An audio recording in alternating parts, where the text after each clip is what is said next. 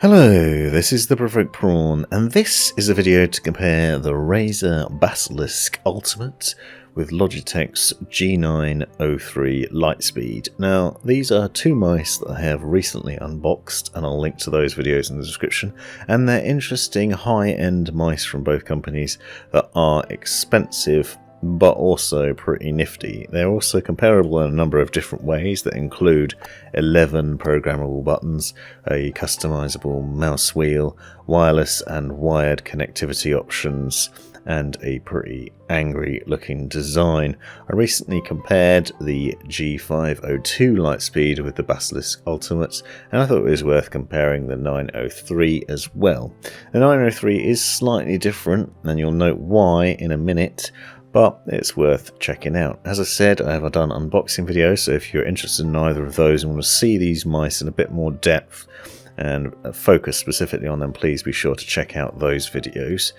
But if you want to see the differences, stick with me. I'll be discussing the various differences between the two. Now, straight away you can see the G903 has a very pointy looking design to it. It's quite small, but it does have access to a number of cool buttons and features. It is also an ambidextrous design, so you'll note that there is no thumb rest on either side, and it also has removable and swappable buttons on the left and right, which I'll show you as I go through this video as well.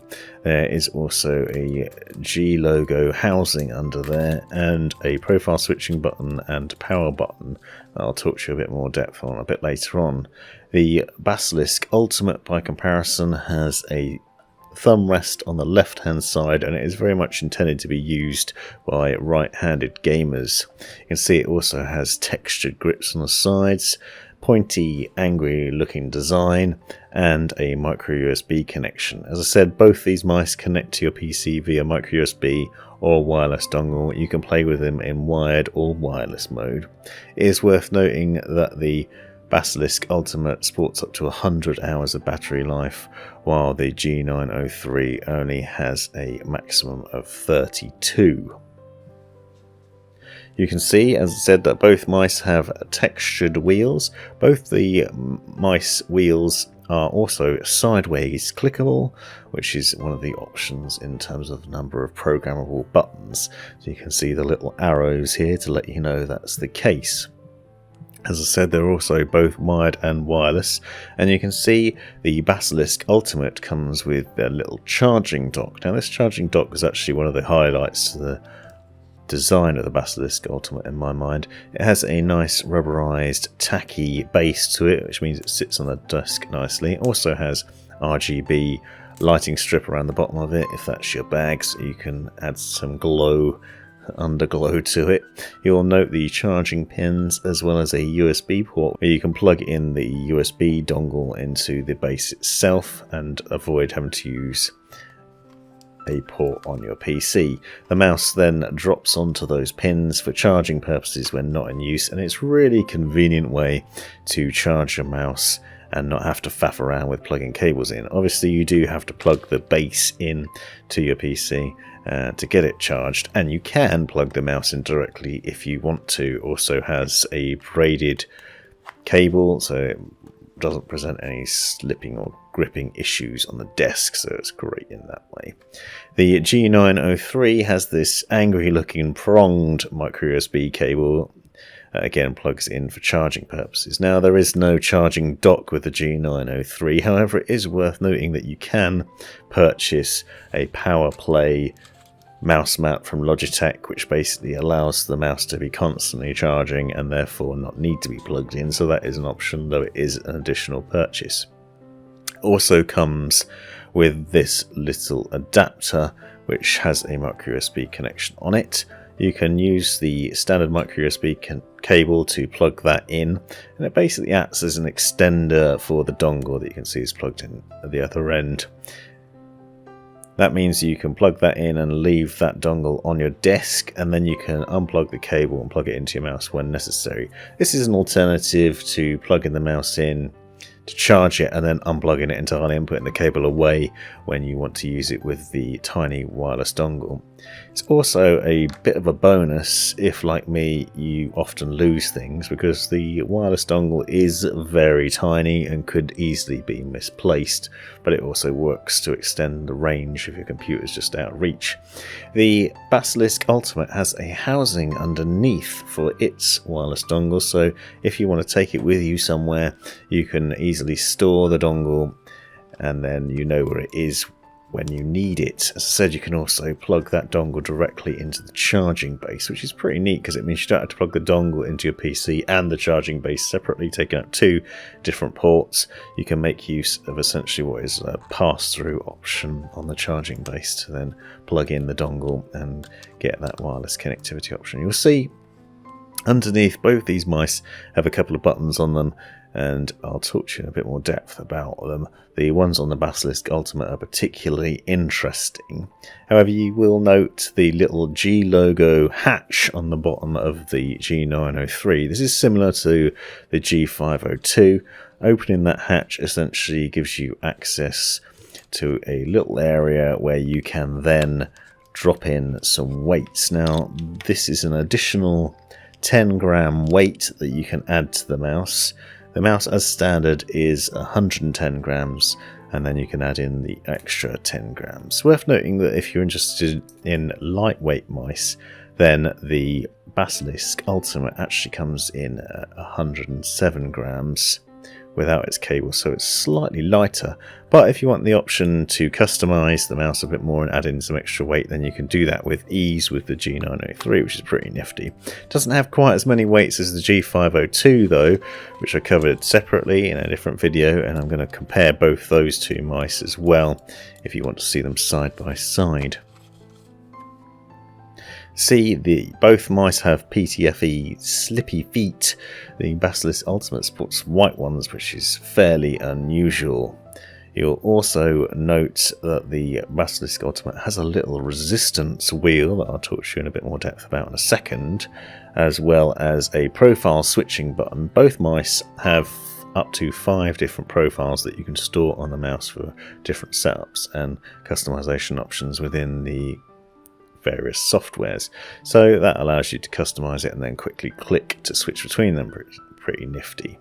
Now, the Basilisk Ultimate has a textured mouse wheel that you can then adjust with the resistance wheel underneath. They say that this is infinitely adjustable. Essentially what you do is you can roll that little wheel underneath and that changes the way you get feedback from the mouse wheel.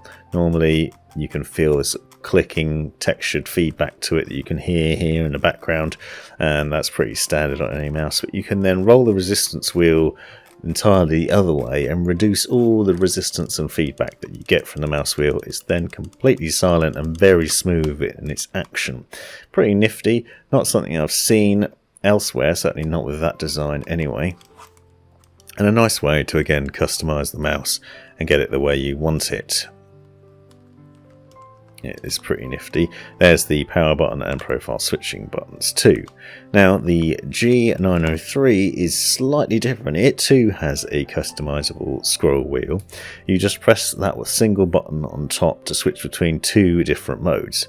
One gives you the standard textured feedback resistance that you'd expect from a mouse wheel, and then with a click of the button you can then set it into smooth mode where it just spins and spins and spins. Now, I really like this on the G502, similar design mouse wheel as well. It's very satisfying on the 903 as well. You can basically click that button and then you can spin it and spin it and spin it, and it just keeps going and going. And you can use the little button as a brake system as well to stop it when you want it to. Obviously this has uses in game, and you might find other uses in Windows as well if you have an infinite scroll website, for example. I find it quite satisfying just to spin that for a bit of relaxation, like a random fidget spinner. It is satisfying to watch it go and go and go. It does keep going as well. The ability to switch to the textured one obviously is useful too, but the smooth action is very nice. As I said again, you've got sideways clickable as well that you can see the little arrows here. Now, the Razer Basilisk Ultimate has textured grips to it. Also, at the front, you will note there is a little rubber cover. You can remove that and you can put in the optional paddle. And this paddle is a DPI clutch that basically adjusts the sensitivity of the mouse on the fly, so you can press and hold it. But you can customize what that paddle does within the software. It's actually a very satisfying setup as well. Pretty unusual. It's like a slight paddle feel to it rather than the traditional buttons, but it basically gives you, well, it's essentially 3 side buttons next to your thumb, and as you can see there's plenty of room there too with a textured grip.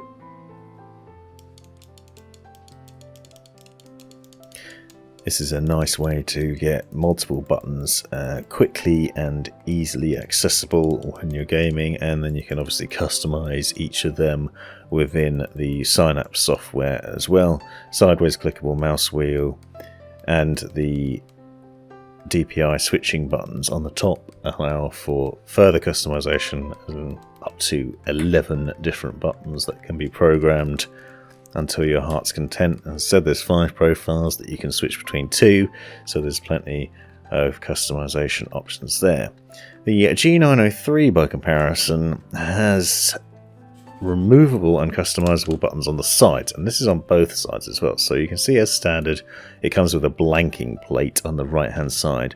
You can then remove that and it's just held in place with a magnet, and you can remove that and put in some extra buttons, adding extra buttons to the mouse. So you then have thumb buttons or side buttons on both sides of the mouse, both on the left and right.